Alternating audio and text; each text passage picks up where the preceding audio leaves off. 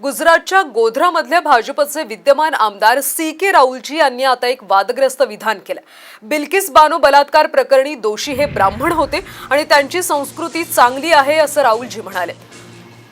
Mojo स्टोरीशी बोलताना त्यांनी हे वक्तव्य केले। 2002च्या गोध्रा दंगलीत बिल्किस बानो सामूहिक बलात्कार प्रकरणी जन्मठेपेची शिक्षा झालेले सर्व 11 दोषींची सोमवारी गोध्रा उपकारागृहातून सुटका करण्यात आली। गुजरात सरकारने त्यांच्या माफी धोरणानुसार त्यांची सुटका केली। सी.के. राहुलजी हे गुजरात सरकारच्या पॅनलचा भाग होते, ज्यांनी एकमताने बलात्कारांना सोडण्याचा निर्णय घेतला। क्राइम किया कि नहीं किया हमको पता नहीं है, लेकिन क्राइम के बारे में मैं क्या कोई इंटेंशन भी हो सकता है ना कि जो भूतकाल की जो कार्यवाही है उसके फैमिली के मेंबर के जो कोई एक्टिविटी है वो बहुत अच्छी थी। ब्राह्मण लोग थे और वैसे भी ब्राह्मण के जो कुछ है उसके संस्कार भी बड़ा अच्छा था, इसलिए किसी को मतलब के गुने में डाल के उसको पनिशमेंट करने का बद इरादा भी हो सकता है। तर अशा पद्धतीचं हे विधान करण्यात आलेलं आहे। भाजपचे विद्यमान आमदारांनी हे विधान केले। दरम्यान आपल्या सोबत सध्या यशोमती ठाकूर आहेत, राज्याच्या माजी मंत्री सुद्धा त्या राहिलेल्या आहेत। यशोमतीजी, आपण बघतो की अशा पद्धतीचं वादग्रस्त विधान केलंय। एकतर बिल्किस बानोच्या या बलात्कार प्रकरणी दोषींना सोडणंच हेच पहिली गोष्ट सगळ्यात दुर्दैवी आहे आणि त्यानंतर दोषी हे ब्राह्मण होते, त्यांची संस्कृती चांगली होती असं वक्तव्य आता एका भाजपच्या आमदारानं केलं।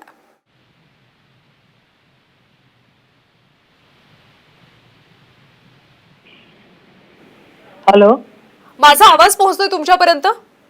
हा हा, बोला बोला। तर बिल्किस बानो प्रकरणातले दोषी ब्राह्मण होते आणि त्यांची संस्कृती चांगली होती असं वादग्रस्त विधान एका भाजपच्या आमदारानं केलं। काय प्रतिक्रिया द्याल?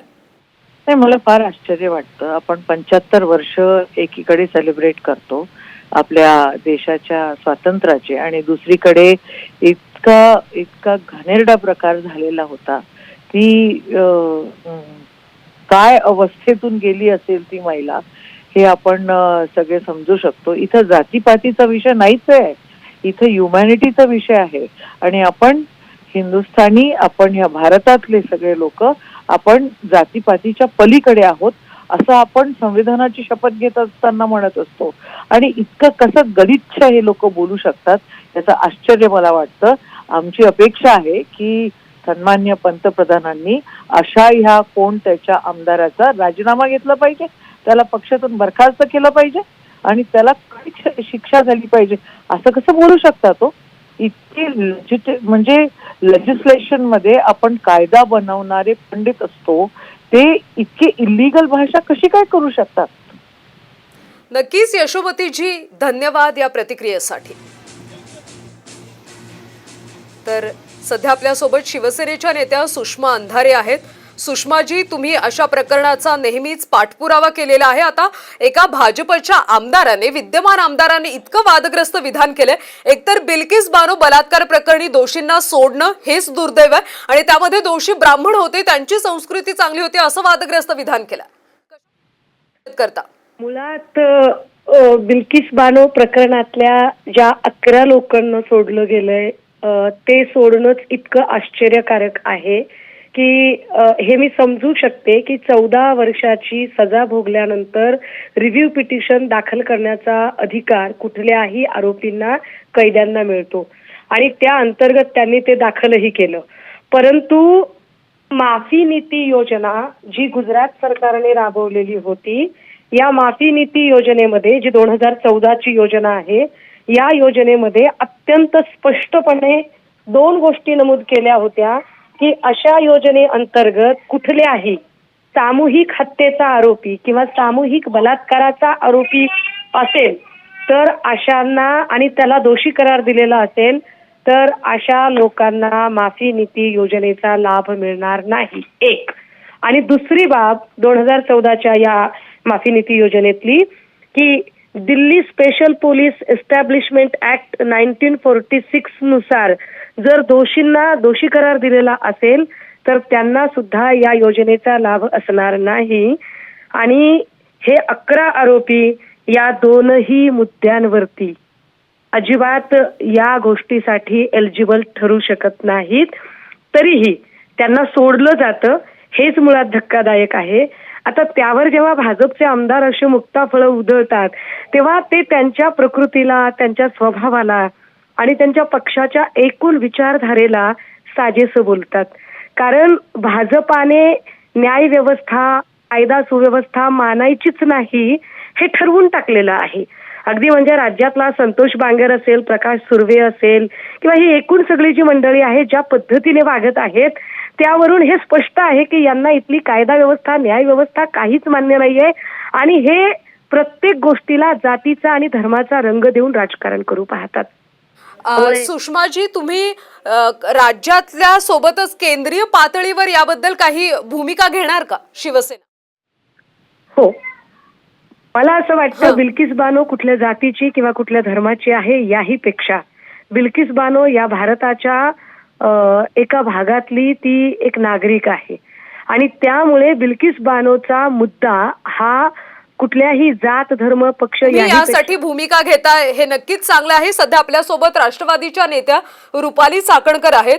रुपालीजी, बिल्किस बानो प्रकरण सगळ्यांनाच माहिती आहे. यातल्या दोषींना आता सोडण्यात आले आणि यानंतर पहिल्यांदा त्यांचा एक प्रकारे सत्कार करण्यात आला आणि आता भाजपच्या आमदारांनी एक वादग्रस्त वक्तव्य देखील केलं. कशा पद्धतीने पाहता?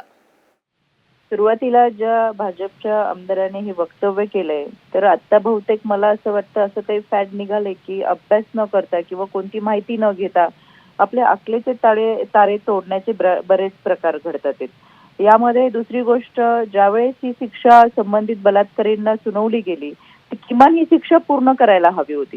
एकीकडे आपण निर्भया प्रकरण घडत असताना संपूर्ण राज्यभरातून, देशभरातून, मीडिया असेल, समाज माध्यम असेल, सगळे एकत्र येऊन आवाज उठवतो की कुठेतरी कॅपिटल पनिशमेंट झाली पाहिजे, त्याच्यासाठी कायदा कठोर केला पाहिजे, शक्ती विधेयक आहे त्याचं कायद्यामध्ये रूपांतर झालं पाहिजे आणि यासाठी आपण लढा देत राहतो. आणि दुसरीकडे ज्या बलात्कारींना शिक्षा झाली आहे त्यांना त्यांची शिक्षा पूर्ण न करता मुक्तता केली जाते आणि केल्यानंतर सुद्धा त्यांचा अशा पद्धतीने सत्कार केला जातो. याचा अर्थ समाजामध्ये काही लोक या विकृत मानसिकतेला बळ देतात की काय, आणि जो कायदा आहे ते सुरक्षितेसाठी आहे.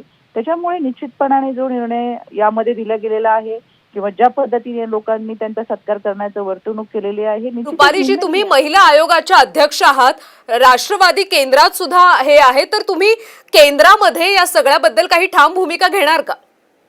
राज्य महिला आयोगाच्या वतीनं ज्या घटना आमच्याकडे येतात आणि आम्हाला त्या समाज माध्यमांच्या विरोधात वाटतात, समाजाच्या विरोधात वाटतात, एक विकृत मानसिकता वाटते, त्या सगळे निर्णय आम्ही केंद्राच्या महिला आयोगाकडे पाठवत असतो.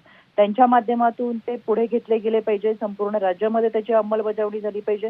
तर निश्चितपणाने राज्य महिला आयोगाच्या वतीनं आम्ही या घटनेची दखल घेऊन केंद्रीय महिला आयोगाकडे हा विषय निश्चितपणाने सोपवू. नक्कीच रुपालीजी, धन्यवाद या सविस्तर प्रतिक्रियेसाठी. तर अशा पद्धतीनं भाजपच्या विद्यमान आमदारांनी एक वादग्रस्त वक्तव्य केले. याचा आता पडसाद नेमके कसे उमटतायत हे पाहणं महत्त्वाचं आहे. दरम्यान बिल्किस बानो बलात्कार प्रकरण नेमकं काय आहे ते आपण पाहूया. तर 3 मार्च 2002 ला बिल्किस बानो यांच्यावर सामूहिक बलात्कार झाला. 2 वर्षाच्या मुलीसह 14 नातेवाईकांची यामध्ये हत्या करण्यात आली. 4 मार्चला 2002 साली पोलिसात तक्रार दाखल झाली. त्यानंतर अहमदाबाद न्यायालयात हा खटला सुरू होता. ऑगस्ट 2004 ला साक्षीदारांना धमकावणं, पुराव्यांची छेडछाडीच्या शक्यतेनं खटला मुंबईत वर्ग करण्यात आला. त्यानंतर विशेष न्यायालयानं 11 जणांना जन्मठेपेची शिक्षा सुनावली 2008 साली. तर अशा पद्धतीनं हे बिल्किस बानो प्रकरण आहे. यातल्या आता 11 दोषींना सोडण्यात आलेलं आहे आणि यानंतर याचे सगळे पडसाद देशभरात पाहायला मिळतात. क्राइम किया कि नहीं किया हमको पता नहीं है, लेकिन क्राइम के बारे में मैं क्या कोई इंटेंशनली भी हो सकता है ना कि जो भूतकाल की जो कार्यवाही है उसके फैमिली के मेंबर के जो कोई एक्टिविटी है वो बहुत अच्छी थी, ब्राह्मण लोग थे और वैसे भी ब्राह्मण के जो कुछ है उसके संस्कार भी बड़ा अच्छा था, इसलिए किसी को मतलब के गुने में डाल के उसको पनिशमेंट करने का बद इरादा भी हो सकता है.